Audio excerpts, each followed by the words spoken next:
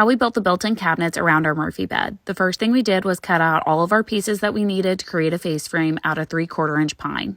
From there, we used our Kreg jig to create pocket holes so that we could then attach all those pieces to create a face frame. After that, it was then time to build the cabinet itself using 3/4 inch birch plywood. Then secured the cabinet to the wall and attached the face frame using a brad nailer. Then it was time to start building cabinet doors. Building cabinet doors is really similar to building face frames. The only difference is, after building the face frame, you're then going to route out the back using a rabbet bit. We then cut out 3/4 inch MDF plywood and rounded the edges for door panels. We then nailed the door panel into place with our brad nailer. After all the doors were built, they were then ready for paint. Our paint sprayer wasn't working, so I hand painted all these doors, which quickly reminded me how much I love my paint sprayer. After everything was painted, we then installed some hinges and some hardware. And that's it. That's how we built these custom built-ins around our Murphy bed. One side of cabinet stores all of our bedding for when this room is functioning as a guest bedroom. And the other side of cabinet stores some weights and gym equipment for when this room is functioning as a gym.